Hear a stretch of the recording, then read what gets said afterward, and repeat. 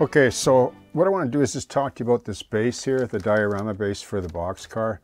I mean, this is almost a vignette in a way, because it's really just a sort of foundational track base to showcase the model.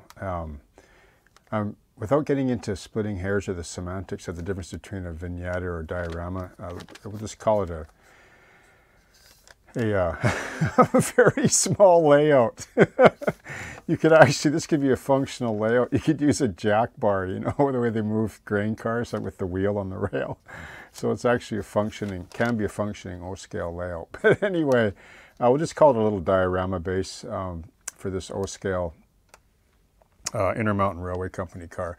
So you can see that this is a piece of 3/4 inch birch plywood. I don't know if I mentioned this already before, but I might as well. And it was sealed with varathane.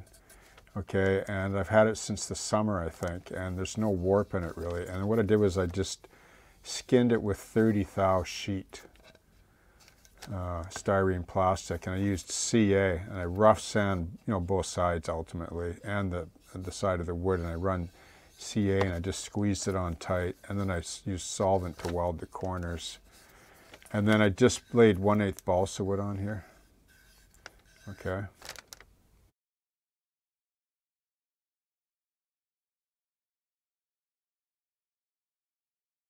Okay, so time to lay some ties. So tie spacing is going to vary.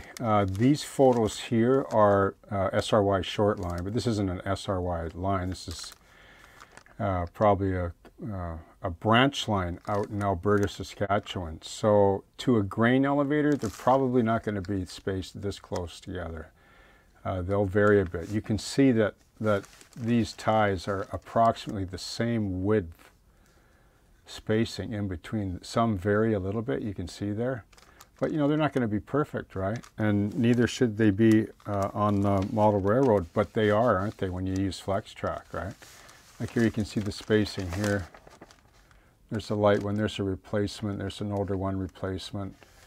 You can see that they're just over the thickness. So what I'm going to do is, since this is a branch line and they would have did whatever they could to save money, even though, like even on tie plates, they use lighter tie plates that are relative to class 1, 2, 3, short line, narrow gauge. It's all, but not always though. Like sometimes I'll just say, okay, we have, you know, a 60,000 watt of tie plates from such and such line we pulled up, use those, you know, right? So it's not always like a perfect world on the prototype. They're going to use whatever they have.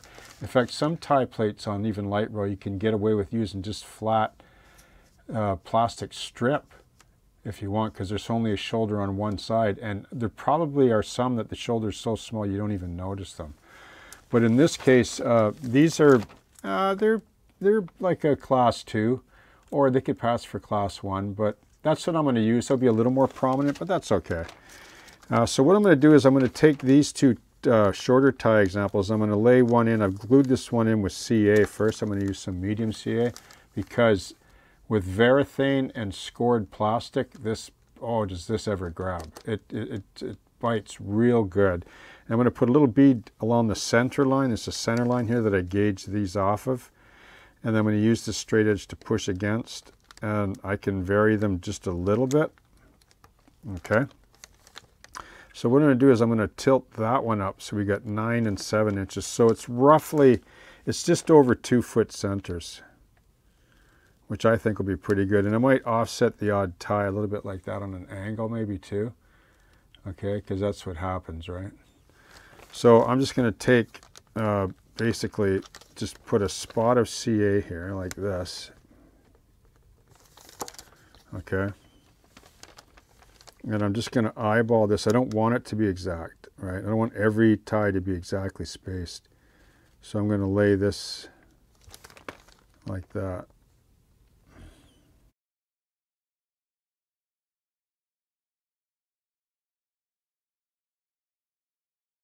Okay, so this is the material that I'm using for ties for O scale. They're 7 by 9 if you put an HO scale ruler on them. Or sorry, not HO scale, O scale. That's what happens when you switch back and forth the scales, eh? It'll drive you crazy. So let's see, the width, 9 inches. And the thickness, just a hair, 6-7 inches. Good enough because they're going to be ballasted anyway. Okay, so I take a, this is a medium tooth Zona. Doesn't really matter as long as it's got a medium tooth spacing. It can be personal, but I like fine to medium. And I just drag it across and just turn it over and do all 4 sides. Be aggressive if they're weathered ties. Do the corners too, I like to do. And then I flip it around and I scribe these 4 sides like this.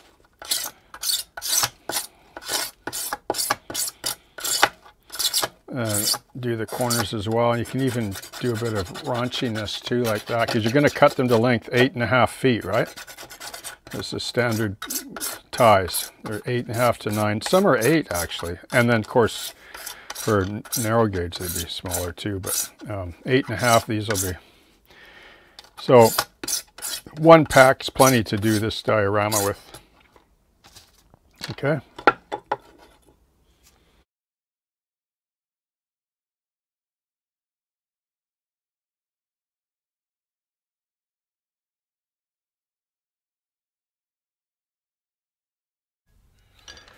Okay, so how's everybody doing? So now all the ties are glued. I put a weight on them overnight.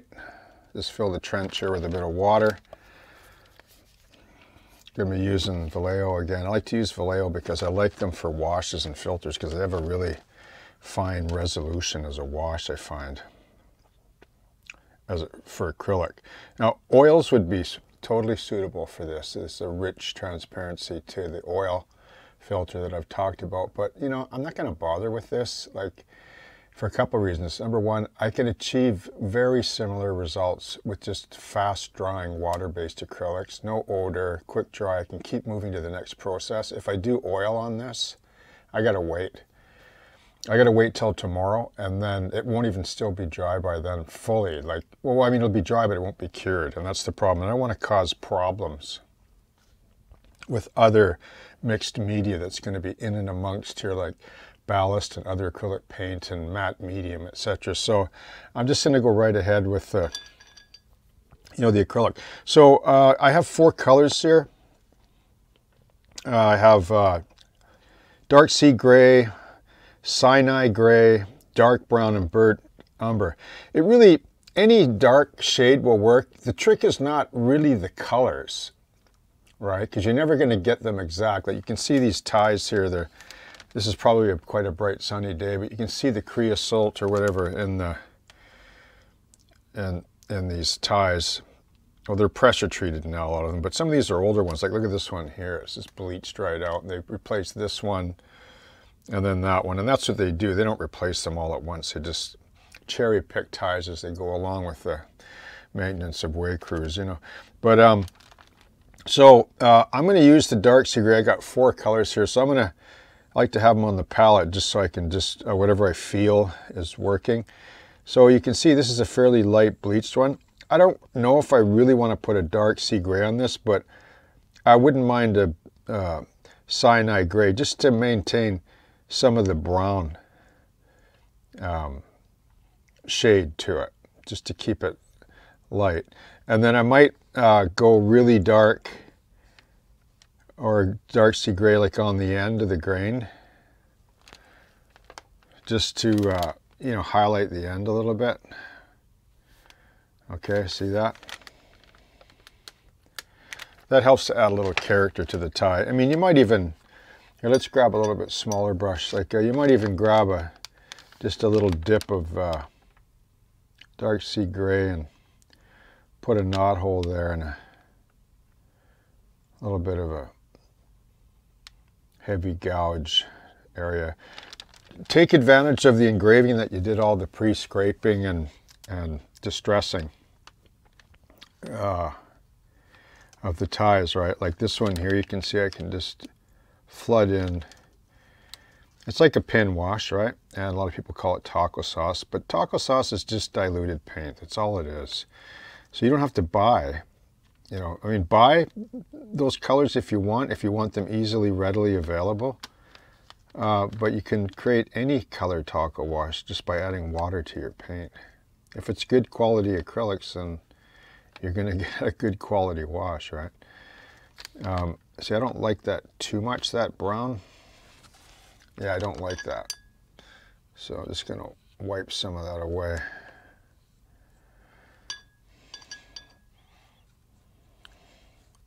Helps to wet things down a bit. The brown tends to look more like rot, I find. Okay. And then the cyanide gray, which is actually a, well, it's called a gray, but it has a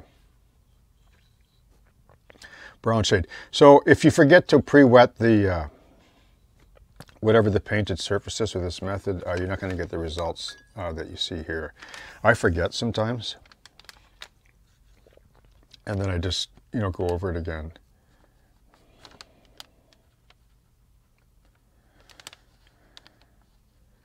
This takes a tiny amount, right? And you can just flood it into the grain, and it looks really cool.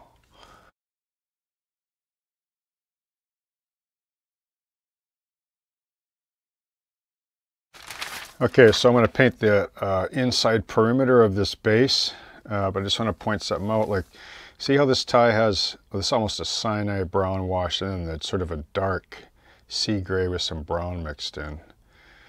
You can see I just add a little spotting here. Like, you can just go to town, like just take your time. I only spent 10 minutes to do this, but just got into the zone or whatever and just went at it and then stopped, right? Because you don't want to just make them too dark, at least not these ones, because I want to have them so they look really old, right? See, there's just a little bit of red brown in there, but only very little, right? On no other ties, just that one with some extreme rot and some there, right? Less is better in these cases, you know, try to be random and minimalistic. So I'm going to paint the inside of this edge here, because when I go to you know, fill in with ground, you know, clay or dirt or whatever scenery material you decide to use, you don't want any of that white plastic showing through. And you can always kill it off with a wash, but it's always nice to eliminate it beforehand, right? There's something about track, you know, it's such an integral part of the hobby, really, when you think about it. I mean, I know we take it for granted when we're just sort of, you know, we just see the forest. We don't actually see the trees. You know, we don't stop to you know, look a little closer, right? And draw ourselves in. You know, we stand maybe too far back sometimes. And I know the old cliche, well, it's the 2-foot or 3-foot rule. Yeah, for sure, but that's not an ultimatum, though, you know? That's why this hobby has so many, well, that's why this hobby has all the, you know, wonderful and AAA modelers out there that understand the details and know the important part that they play in this particular art form. And I say art form because it really is, because art is really just about discovery. It's about actually getting familiar with the paint and materials. Like, the more you're familiar with it, just by way of discovery, you just learn stuff. Like, know your paint. If you know your paint by practicing with it, take notes if you have to, you'll discover some paint, like, you know, I never realized that cyanide gray is just such a beautiful weathering. This particular color right here, cyanide gray, 71.142. What an excellent mid-tone. I mean, it's called gray. It's not even considered a brown. But when you put it on, it kind of, it sort of oxidizes or changes color, and it's really, really cool. Anyway, so that's what I'm going to do, and just paint under here too, because the ballast is going to kind of droop over the side, and I want the edge of these ties. The reason why I did this overhang is it's an old narrow gauge trick. I think I mentioned that from the ON3 modeler elders, I'll say, because that's who they are, the masters, the elders of fine scale modeling, really. And you know, that's where I got it from that Shortline Gazette magazine, which is an excellent publication. And don't kid yourself just because you're into HO or, you know, standard gauge that it's not a useful magazine. Some of the best modeling articles you'll ever find are in that publication. And the Northwest, or sorry, not Northwest, Shortline Gazette. That's where I learned a lot of my techniques and so on. You know, even though we might discover them, they've probably been done before in one way or another. If it's not by a modeler, then probably by an artist, okay?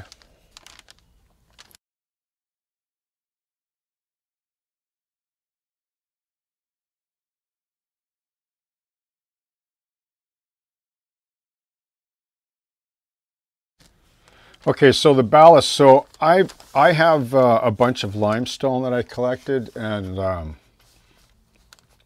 I just sift it, right? I mean, there's different granular consistencies in here, which I like.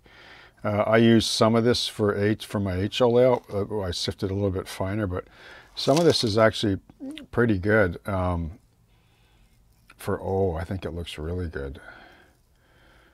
Now, the one thing you might want to do is, like, I washed all this last summer. When you're going to use natural, you know, materials, it helps to, well, I've heard people bake, you know, on baking trays in the oven to kill any critters, you know, like tiny eggs or whatever. Because there is relevance to that, because they can tell you something quick. Like, I built a small diorama one time, and it just used dirt. I was, I don't know, in a rush, and dead leaves, and built the thing up. And then about a year later, I saw these little, they were like tiny little, the head of a pin, hornets, black hornets hatching out of the diorama. I'm not kidding you, man. It was kind of cool in a way, and it kind of blew me away when I witnessed it happening. Which is why I use isopropyl alcohol to soak for all my ballast and terrain, because this will guarantee that won't happen, what I just said, but because it kills everything, right? Especially 99%. So that's another reason for my madness using this, is it kills any kind of bacteria or, you know, DNA that might exist. But yeah, this is really nice.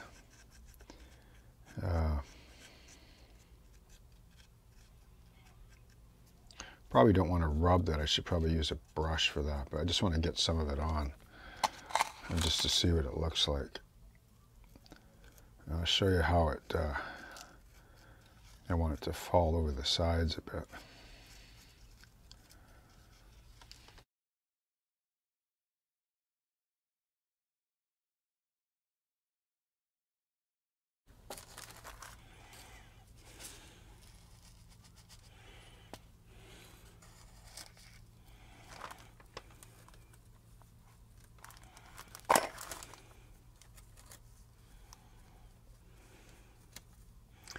You know, this is a lot of fun doing this in this scale. In fact, endeavoring into this, it could be quite dangerous to a person's HO collection. As Boomer puts all his HO stuff on eBay and converts to O. No, I used to do this in O, believe me. I've laid a lot of O scale track back in the day. Wooden ties, though. I mean, I wouldn't use plastic ties on a large layout. It's just too much work. But I'll tell you right now, you can't tell me that these plastic ties don't look authentic. They look better than wood, because you can do so much with them. I mean, if you want to make wood look like this, you got to paint them.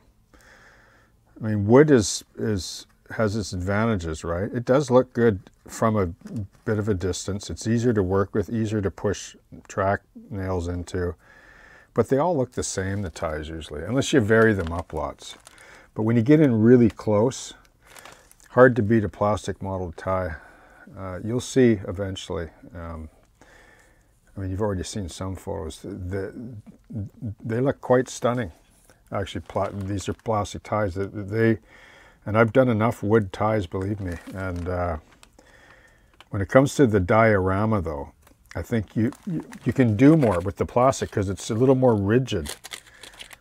Like when you score it, like you can do anything you want. Like I scored some of these individual ties just quickly with a razor saw. And when you paint them and stain them, all that detail comes out. It's just, and it's random, and every tie has its own character practically to it. Which makes for really a real authentic look, you know. So that's pretty cool. I noticed the ends of the ties because they're elevated a bit, and then you can see how you can expose. Like this looks really good with narrow gauge when you do that. You know, it was square footage, right, and linear feet. Like they didn't waste money on things, on rail and ties and ballast, you know, because it adds up quick when you're multiplying by the mile. Yeah, so this is kind of cool. I'm going to use some dirt in here, like this part. So this is a more better maintained section, and then I'm going to, I've got some of this, this sort of dirt, some more dirt. That's what I'll use for this.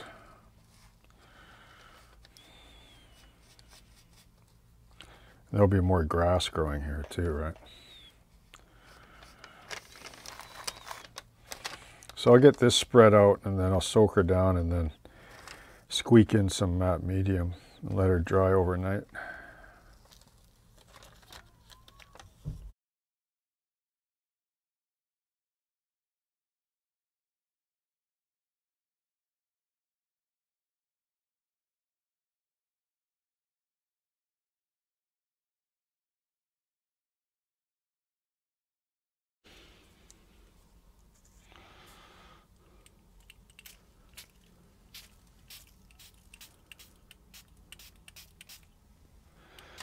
Time to squeak in the matte medium. So I'm just misting down with a little bit of water with a little pinch of isopropyl 99% alcohol. You know, I can remember when I first started ballasting, like as a kid, I wasn't very good at it, and I actually hated it. But once I started to get better at it, I actually really like it. Now, some people would joke and say, well, you can come over and do my layout. Well, the thing is, right, like when you do a shelf layout, you're not overwhelmed with that task. And when you get good at it and you realize that it's actually 50% of the visual impact of your layout, primarily because you run your trains on it, then you begin to realize really a really nice layout doesn't have to be you know, outstanding scenery, so to speak. But if the ballasting is well done, the layout will look fantastic because you're focusing in on the trains and the ops, and that's what you see. You see the track and the right-of-way. The rest is sort of it's on the periphery, right? It's sort of outside of your focus of view. It's always residing in your peripheral vision, and so it does the trick. Like your imagination fills in the blanks, but when you're staring down at your favorite locomotive MU idling on the track waiting for a signal at something, and it's sitting on nice ballast, that's half your layout. Even though the actual footprint of the ballast in the track isn't 50% of your whole layout. Do you know what I mean? So, you know, if you learn to treat it as an integral part of model railroading, and that's what it is, especially the old school guys will tell you that, like the Paul Mallorys, for example. You know, I mean, he was the godfather of model railroad track design and doctrine and protocol, you know. People say, oh, that's old stuff. Well, there's a lot to be learned there. Silver linings in all those books. Don't ever underestimate the publications and the literature of the older masters in this hobby, because I respect them highly. That's where I learned a lot of my theory from. And then you got to do the practical, right? And when you get good at it, like more confident, you actually begin to enjoy it. I guess it's the same with electronics. Some people are really scared of it. I mean, I'm not a master electrical when it comes, like for signals and stuff, but I'm willing to learn it when the time comes. You know, I'm open to it. I have the books. I read a little bit here and there, and you know, it's all part of the fulfillment of the hobby overall and the sort of collective bigger picture, you know, of things. And, you know, and then you branch out from there. Scenery starts to make more sense, and as you branch out from the right-of-way. But if you can do good ballast, like just practice and learn to do it, you'll probably be able to join any club as well.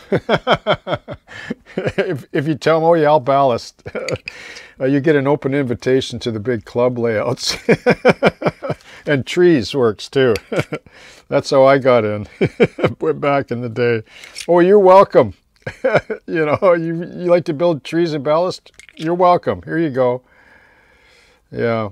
Anyway, it's worth the effort. It's worth learning because it's really the, you know, the core foundation of visual satisfaction when you're running your trains and your rolling stock, etc.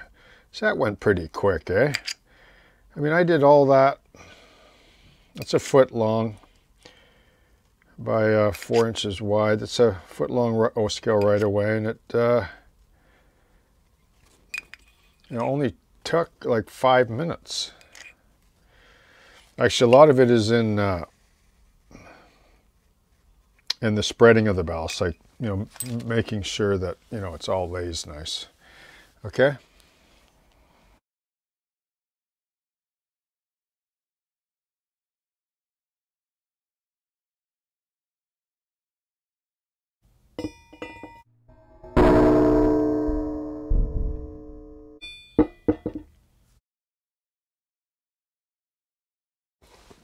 Okay, so I just wanted to throw this in because I have some prototype tie plates and a piece of rail here, given to me by my brother when he used to be a welder. He used to weld frogs for Great Northern. So I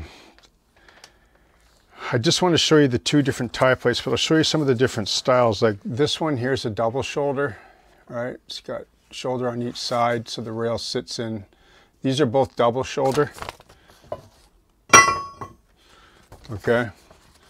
And then you also have a single shoulder, which is probably more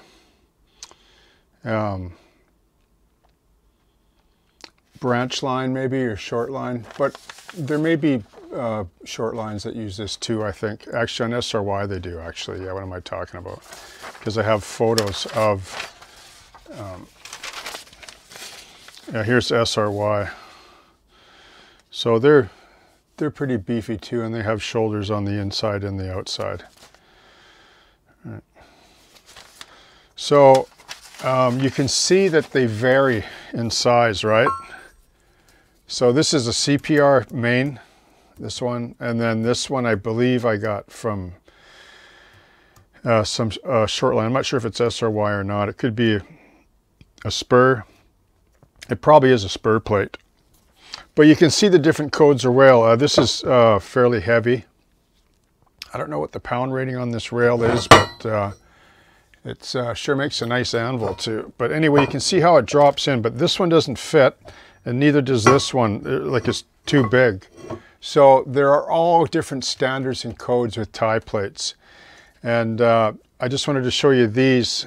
So I made these up for O-scale. They're quite fiddly to make, but I managed to, you know, use like make enough marks, and they're free-handed with a prick where the holes were, just as a pilot hole, and then I just drilled by hand.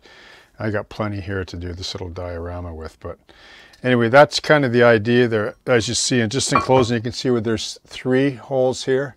1, 2, 3 on this one, and then only 2 on this one, and they would usually offset them, like when they drove spikes in, so they wouldn't split the tie, right? If you put one on both sides, you could split it. So they would offset. Sometimes you get 2 on the outside like that, and then 1 here with a spreader bar, or, you know, like they have different styles and variations the way they spike, where you can see this one with 3, which is interesting. They would put 1 here, 1 there, and 1 here. So there's options, right? Okay.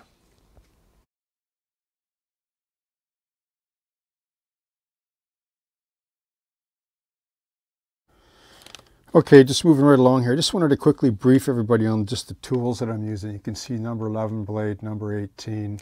a pick, a very sharp pencil. Oh, and by the way, like, I don't know where you can get these now, but I got this from my wife, and this is made in Germany, and this is the best pencil sharpener I've ever had. It has 2 blades on the side, spare, but I mean, it basically shaves the pen, it doesn't break the lead, and shaves this pencil like a needle point.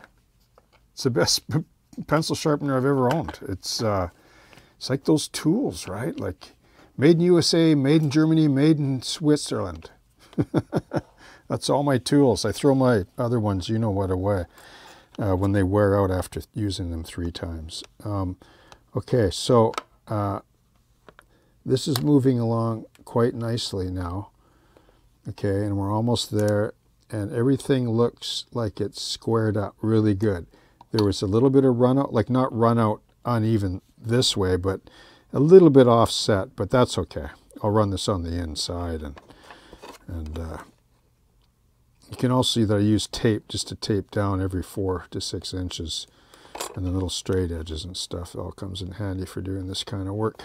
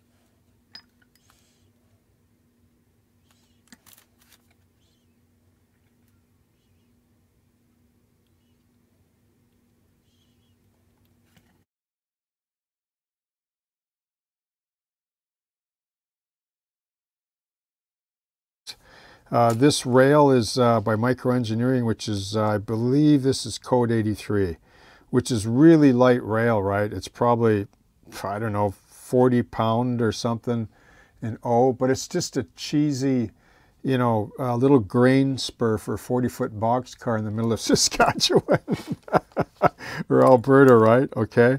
So that'll look cool with the Proto 48 and the more narrow kind of flanges. Now, in terms of the tie plates, I'm using this here, 109 10 thou by 250 wide. You can see I marked them all off accordingly, and actually used the rail to gauge the lines. I turned it down on its side for one a little bit deeper, and then this one, when I flipped around against the straight edge, I'm going to run this quarter round on the inside and then put the rail in to double check where I put the quarter round on the other side, so that it looks like this, right? Similar to this, see? Here's the flat plate, and then the quarter round, and the rail sits in here like this. And I'll drill holes, not like these ones, there'll just be 1 hole here, and then 2 here, so 3 on each side. Once you jig up, it goes pretty quick. You'd be surprised if you make 1 long strip, you'll have plenty. So yeah, so just quick then, so I just lay down a piece of flat plastic, and then I mark those lines, and then the quarter round is like this, right? I'll just exaggerate a bit, right? And the spike goes down through here, right? And here, and then the rail is in there like that. Okay, so that's kind of what I'm doing here. These would be maybe more appropriate for, you know, code 150 or something, but anyway, it's good enough because it's going to be in the dirt and a lot of weathering and grass, and I think they'll look pretty good. Anyway, they're sort of a universal tie plate. They're not perfect. I used to have code 100 tie plates. Like, they used to make them. Like, back in the day, I had everything O scale. Like, they had little sprues, you know, with beautiful tie plates, but I've lost track of a lot of that stuff in those sources. So, and I love just making stuff from scratch for fun now anyway, if I can, because you always learn something. So you can see I've tagged this quarter round. See how I tagged it to the plate? So now I can basically stretch this out, right? Hold it down and then capillary cement down the back side. And just do 3 or 4 inches at a time all the way down. And then I'll double check later. Like I'll flip it around and I'll put the rail in there. Okay. This is as small a quarter round as I could get. So there might be one smaller, but I doubt it. Anyway, I might use a little bit heavier rail than this, we'll see. And if you want, you could always lay a strip down the middle because it is thicker in the middle of the tie plate, okay? You could run another strip down the center to raise the rail up on the tie plate. You know what I mean? Like you could go like this. You could lay this is the strip that you're building the tie plate on, and your quarter round is in here like this. You can actually glue a strip in like that to raise the bottom web of the rail so it's nice. So when you put the spike in head, then it'll go in nice. And I'll be using these small spikes by Micro Engineering, okay, for this.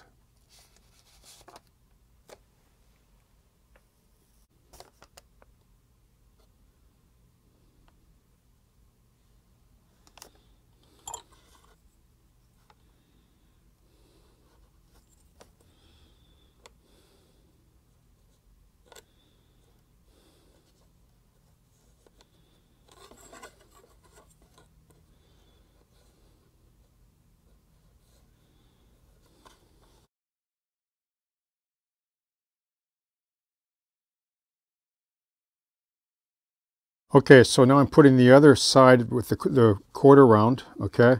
Now, the one difference is between these two, remember how I talked earlier? Like, the 1x6 is the perfect width at 66 thou wide. This is only 60 wide, right? But it's thicker and raises the rail up, which is what I like. Now, I could have done this and doubled it up. I could have run 2 strips. But then that starts to get more laminations and you get inconsistencies in your level and everything like that, right? And just problems where you have, every time you add a lamination, it could be an area where it's not, doesn't get glue, right? So what I'm doing is I'm laying the rail in up against the quarter round that's already been glued in place. And I'm just doing, 2 or 3 inches at a time, okay? And I'm pushing this quarter round up against this rail. I'm just taking some nice fresh solvent and I'm running a bead down the back side like that, and then I'm giving it a little bit of a press with the pick and then just lifting it out, and it's working perfectly. There's a little bit of it's offset a little bit, but that's okay. You're going to have to make adjustments. Like I made these a little bit proud in terms of the marks being wider. So I'll re-look at that when I line my tie up, because the tie plates are almost exactly the same width as the tie, but normally they're a little bit narrower. But if I cut inside the line, then that should be okay. But at least this will give me a good gauge to drill with, give me a little bit of room to play with. Like, remember how I mentioned sometimes it helps to make little parts a little bit oversized so you can cut them down, because you can't add to them once they're made, right? Okay, so these are going to look quite good. I looked at the side profile and I was like, wow, these are going to look pretty good when they're weathered up and rusted and sort of buried in the ballast kind of thing or whatever. But yeah, so that's working out pretty good, eh? All right, you use the rail as a guide.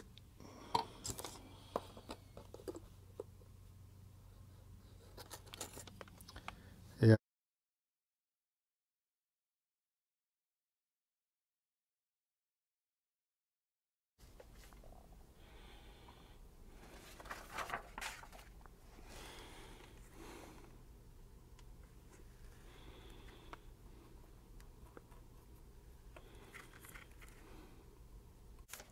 Okay, so I just wanted to show you this before I moved on.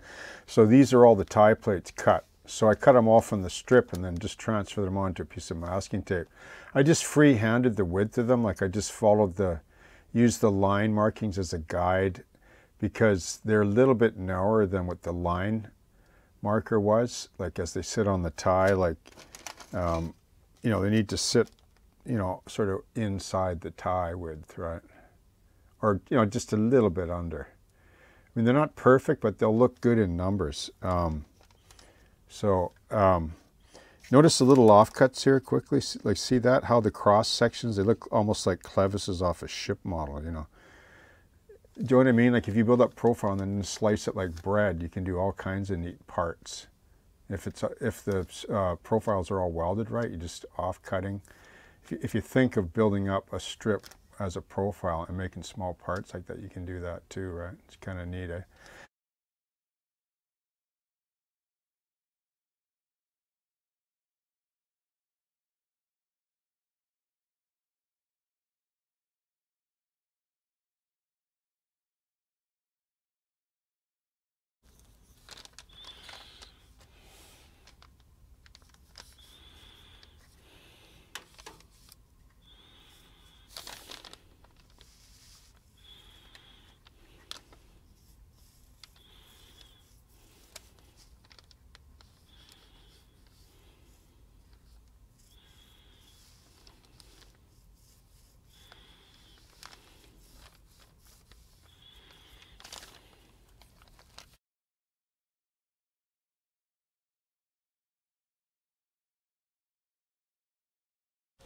Okay, how's everybody doing? So I just want to talk to you about rust for a few minutes here. So these are the colors that I have in my kit, and I'll tell you the ones that I use the most. So these three here that you would, you know, maybe sort of see as, okay, that's distinctively rust, right?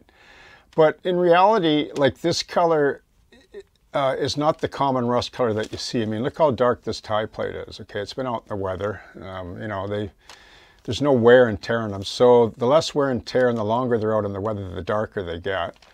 So you would see this if it was chrome rail, let's say, and then trains didn't run on it for like 3 weeks. Well, sometimes it only takes a week or so from rain, but somewhere in the first few months, it gets a kind of an orange, fresh rust look on it, and then it starts to get darker and darker, you know, as time goes by.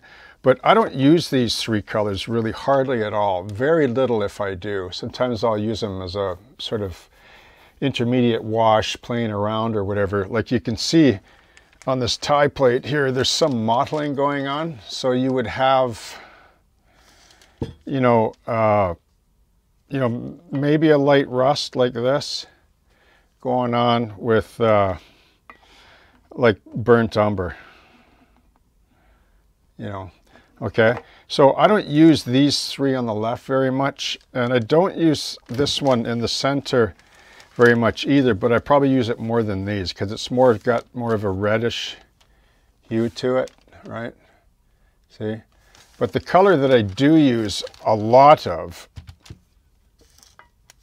is this color right here, burnt umber. I use it, it's like I go through probably 4 bottles, like these I'll never buy again because it's for highlighting and stuff. But this color I go through a lot, and you can see how close it is as a base color of rust, right? It's always a bit darker than we realize, okay? And then there's, of course, this dark brown, 71.042, and then this burnt umber, 71.4 or 040. These two colors I use quite a bit. I use this for a wash, this dark brown, and this burnt umber, basically for just general rust colors. And then I might put a wash of this sort of reddish rust in as well. And then now and again, I'll throw on a dark wash of dark sea gray, which I use a lot of, but I don't really use these much at all, as you can see, right? And then just in closing here, you can see excuse me, you can see boy, those tie plates are heavy. You can see that these are some of these colors right here. I didn't use any of these, okay? So none of these I used on here. I didn't use any dark sea gray, and I only used, well, the Tamiya base color, which was probably like this burnt umber, but these are the 3 colors generally that I use for sort of hand painting and washes, okay? Rust, dark brown, and burnt umber.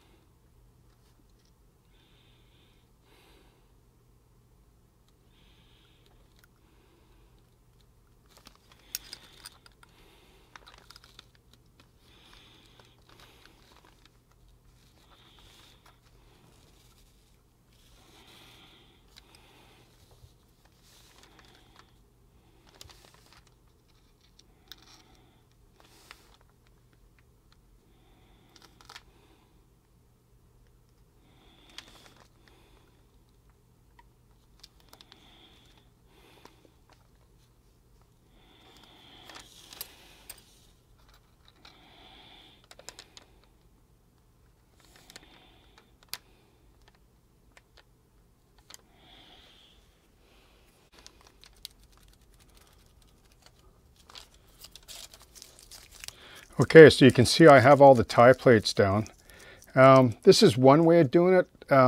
Probably would be easier maybe, or more accurate if I spiked this rail in and then just gauged off of it. But I already did that every 3 ties or so. I just put the gauge on it and just used a tape line to basically line them all up, and they look good enough. I mean, it's not, you know, 100% perfect to the micron, but, or, you know, it's good. It's good to go. You know, it gauges beautifully. Each tie, like, and it's straight. So, looks cool though, eh? And those tie plates, that is really neat. Imagine doing a whole layout like that again, you know. It'll drive you crazy, eh?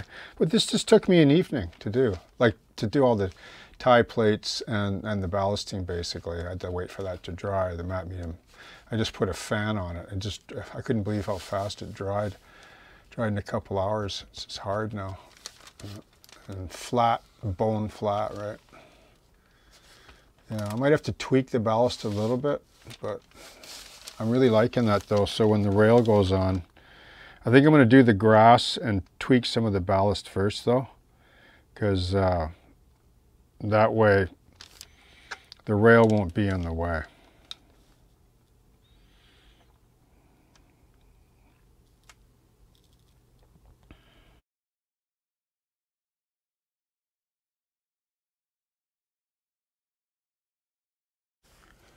Okay, so how's everybody doing?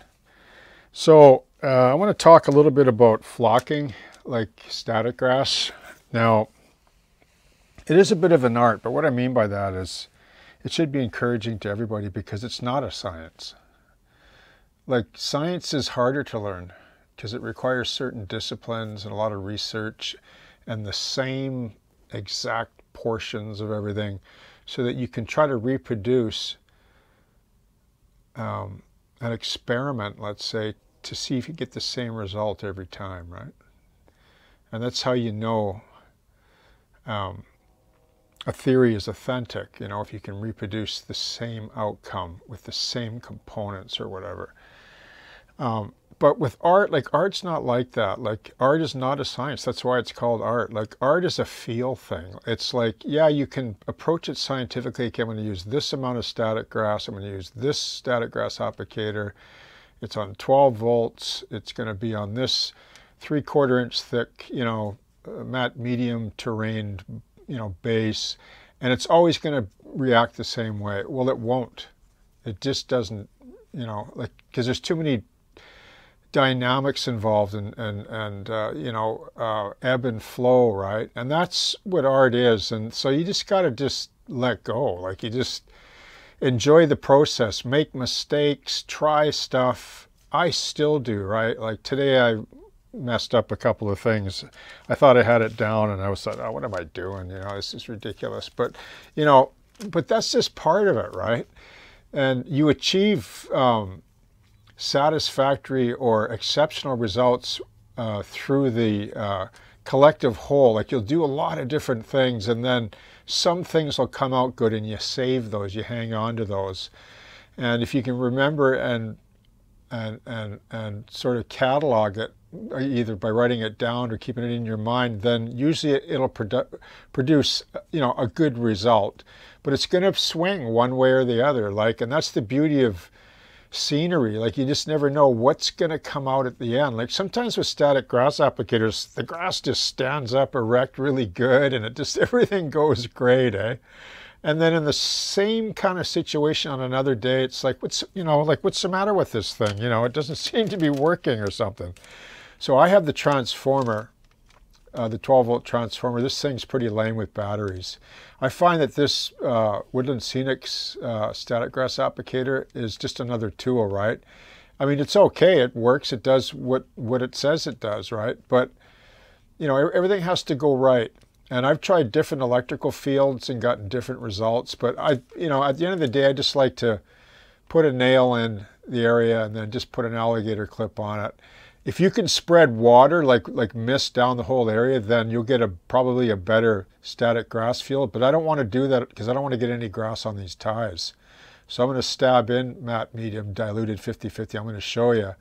And then I'm going to make some passes. But before, this is just a mixture of light and dark green. I mix some together just to blend a different color.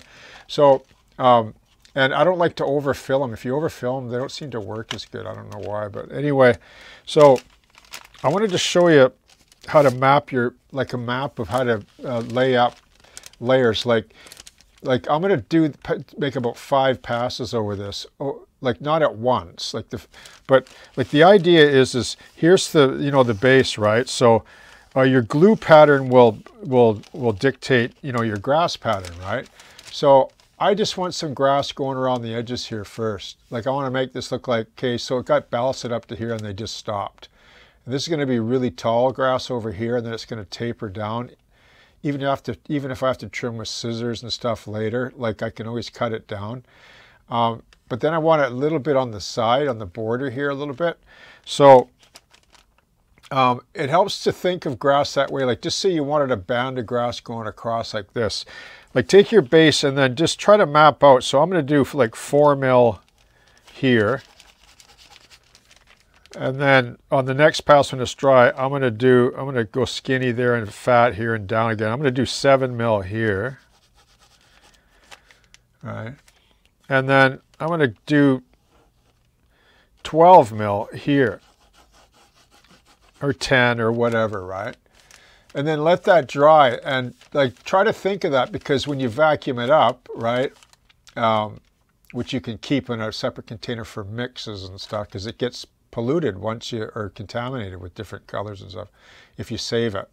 And you should, because it all comes in handy. So, wherever you put the glue, like that's where basically the grass is going to go, right? So try to visualize the glue pattern before you even lay in static grass. And sometimes I like to just stab in tiny amounts, like I'll thin the matte medium with 50-50 water, and I'm just going to sort of stab in some areas, like so you can hardly even see it, like really minimalistic, and then I'm going to go over it and then vacuum it away later, and then I'll have tiny little patches, right? And then when that's dry, I can do it again, go over it with a different color, right? So think of layers like that and take your time, and you'll get really, really cool results, okay?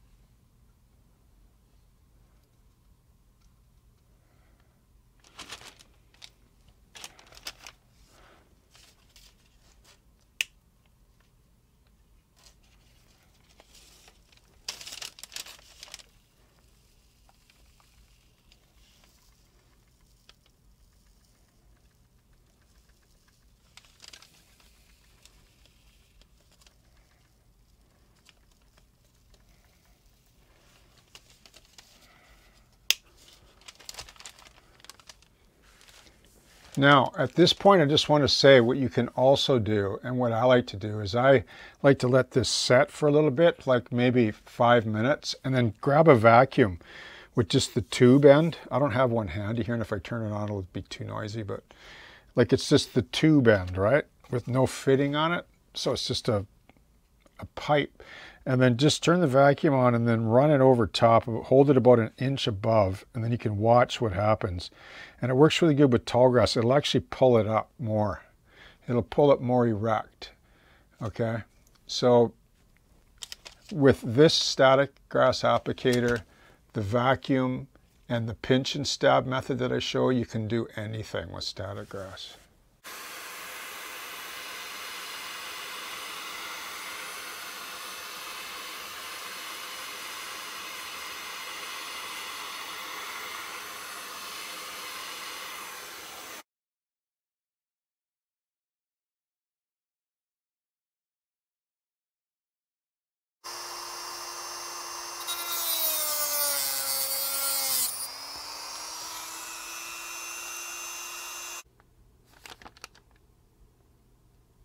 So all the spiking is done. You know, you'll notice that a lot of times if you study the prototype, you'll see a lot of spikes are 2 or 3 inches up over the, you know, the bottom web of the rail, or they're just, like, you're not even down tight, right? So it's common, right? Because of the weight, the train pushes down on the rail, pushes down on the tie, and it springs back up and pops back down again. So they get inched out. Whoops. They get inched out of there. So I'm just going to put a dark brown thin wash, or more than a wash, actually a little bit heavier, just so I can put some paint on the top of those spikes. And then I'm going to come back. So I want to lose that black glossiness. So I'm going to come back later with a color like this. This is actually called mud brown, but it actually has a kind of a rust, not too orangey, but a bit of a rust color to it. And I can just highlight the top of the spike. I mean, why not? It's O scale, right? That's the advantage of O, is track model integrity, you know, just track as a model too. That's what most O-scalers will say, and they're right about it. So, you know, I do have a small trolley car in O kit. It was a resin kit, but yeah, it's in really rough shape now. I'd probably just scratch it, but if I want to do it. But I have all the brass hardware for it, back from my museum days, and sort of a kit, and with the trolley and all the hangers. So something like this would be great for that.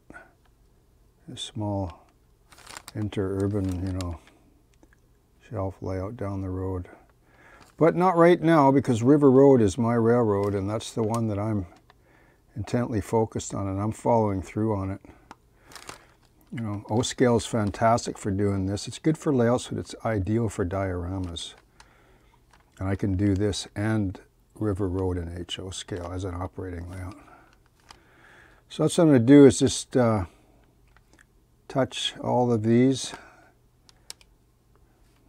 and then have a look at it again and see how she goes, see how she looks.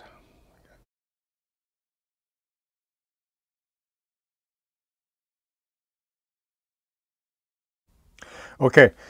So we're almost done here, but I just want to show you that I peeled the tape off. I used this 3M, which is almost too good, this tape. Geesh, it's not, didn't come off super easy, but it didn't leave anything like glue residual behind or anything. I just had to really work a bit to get it started, but there's virtually no seepage of matte medium or any paint or anything, you know, from the edges. And speaking of paint, like, I just want to let you know, so the ties and the rail were painted, but the terrain isn't. I just thought I would not do it, just for those that maybe don't want to paint their terrain, because you don't really have to if you don't want to. This was the limestone gray, which looks good. Like once you pre-soak this, like just dirt, sifted dirt and limestone, when you pre-soak with a bit of IPA and water, you know, because IPA mixed with water makes the water just penetrate beautifully and soaks the whole medium right down to the base, which is varathaned and sealed against water, which is a good idea. And then matte medium dribbled in with an eyedropper. And then, of course, matte medium for the grass. It looks fine, right? I'm going to leave it. So, yeah, you can see the nice clean edge of the plastic, right? Okay, it's just a slab of wood that was pre-sealed, and I like to season my slabs over the, like in the house, like under the bed or somewhere, just so that when you grab your slabs or whatever, they're not warped. If they're straight and they're sealed, they're probably never going to warp. And then I just took some basswood, or you can use balsa wood, just for some footings, like on the base, so that when it sits on the table, you won't scratch your table. It's a soft wood, right? Like you won't scratch any nice surface that you might have. And it lifts it so there's just a little bit of a floating, almost looks like it's kind of floating, I kind of like that. But now, you can leave this white if you're okay with that, and it looks just fine, right? That's just evergreen plastic, okay? Which cleans up real well too. Like if you get a little bit of paint, you can just drag this along like this, and you get a beautiful terrain, like undulating terrain line. It's just a really nice, sharp, professional looking finish. Now you can just paint this with a brush, like use a good quality acrylic, or you can airbrush it, or you can spray bomb, but just don't get any paint on your surface, or you might have to block it. I like using an airbrush because I can put a card up and, it won't get on the model itself. Okay, so that's what I'll probably do. I'll probably do this a dark olive because I don't want it to distract from the actual scene. But yeah, so we'll just do that and call her done, right?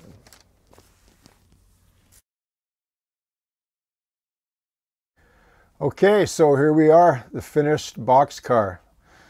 The finished Intermountain Railway Company Classic Prototype Series O-Scale A.A.R. Boxcar. It was just a pure pleasure to build this and paint this. It really was. It reminds me how much I miss O-Scale. I used to model an O-Scale decades ago, and the beauty of O-Scale is the larger footprint to paint on. Like you can apply more integrity, you can see things happening more, like chipping and scrapes and fade is on a larger footprint per capita on the model in that sense. So you can sort of control more what's going on and see and learn more, right? Because we're always learning in this game. I just think it's just a beautiful kit. And with a little bit of TLC, these things are outstanding models. And I'm really pleased with the result. You can see here at the end, I added a little bit of grain growing up here. Like I wanted to present it as a car that's been sitting here for probably a whole summer. Like it's just been abandoned or left, or it's just not being used. And a lot of the grain, there's some residual grain left over in animals and so on. And it spills out and grows by the door, some there, and then just a little bit there too, right? Being spread out. Anyway, so this is what you would call a vignette, right? It's probably not large enough to be a diorama, but makes for a nice little display base, and you can see the track, the ties underneath, and yeah, it's a great thing to do if you're feeling that you want to change up a bit. Try kit bashing or super detailing an O-Scale car, and then paint it up and weather it, and you'll learn lots. Okay, so thanks a lot for following this series. It's been a blast. I know it was lengthy, but there was so much here that I wanted to share and try to inspire and educate and encourage others to do the same. And you won't regret it, okay? Cheers.